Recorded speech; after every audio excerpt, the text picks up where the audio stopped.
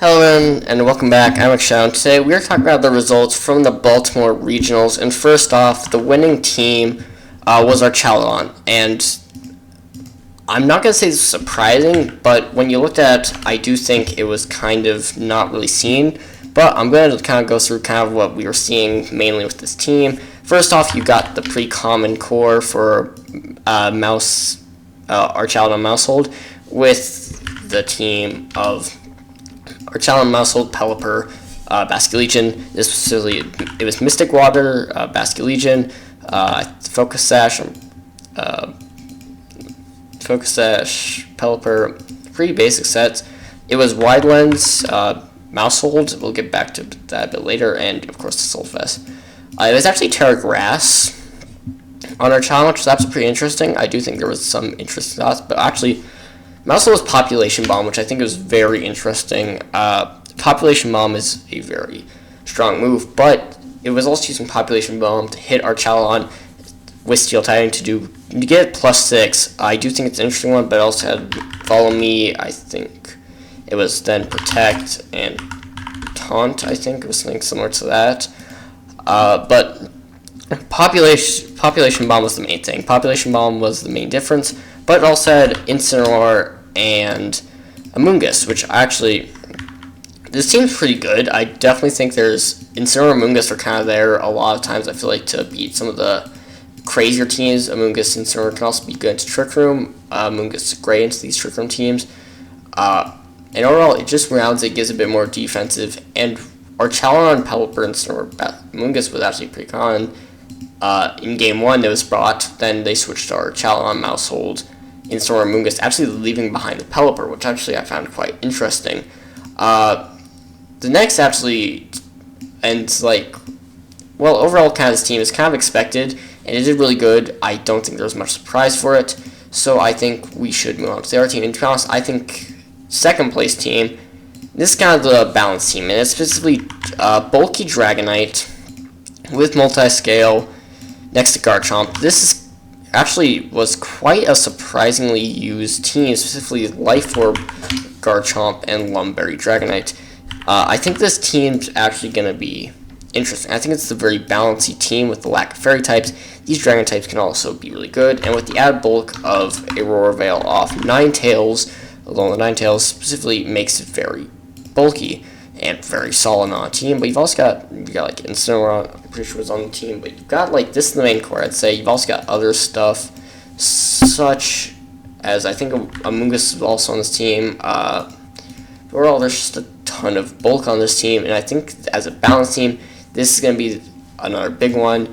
Also features Kingambit, great Trick Room Pokemon. It was specifically a Soulfest. I do think these cores, so for balanced players, are going to be really good, because I think it's the most balanced team in the format that just plays for balance. And specifically, then you got the final team I kind of want to highlight, and that's going to be Trick Room. And I think there is one main Trick Room team that is above all the others, and that is Ursaluna, next to Porygon, too. I do think these two have just really been really good. Flame Orb is powerful, but also just in general, mostly they were running Facade, Headlong Rush. Some were running Earthquake, but some were also running a secondary move, such as Substitute was one. You can run Swords Dance. There was a lot. I do think Substitute's very good, because Porygon 2 can't really get rid of its hit from Earthquake. Did see Flying, but also some Fighting was also another popular one, which actually I think is very interesting, because now we've moved from Terra Poison to Terra Fighting with less fairy types again, and we're running Terra Blast, Ice Beam still usually, Trick Room, and Protect. No, not Protect, Recover. And this is kind of the basic. This is the main core, but you also had other Pokemon such as the Amoonguss on this team.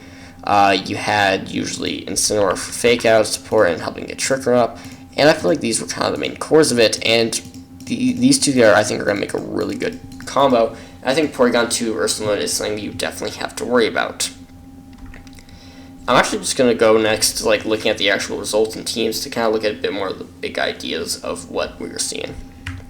Okay, next thing I'd like to look at is popularity rankings. What were we seeing a lot of? First off, Goldengo, 41% of teams. That is insane. and it's definitely something is very important. Goldango's warping around it. Rillaboom, interesting, good fake out user, passing, Incineroar. King Gambit at 36%, it's crazy. King Gambit becoming a really popular Pokemon in this format, and really showing some domination in this format, specifically with Defiant, and just being a really good Trick Room option. Amoonguss, another good Trick Room counter Pokemon, really good. Incineroar, fallen a bit, but still very solid, with Archalon being a lot less present than we thought. Primarina, very good, surprisingly. It's doing really good, with being a great Trick Room Pokemon and just being around. Specs, Primarina was something I saw on stream. Overall, I think Primarina is another good, underrated Pokemon. Sneasler, actually surprisingly good. Fighting type's actually very good in this format with all the stuff it can hit.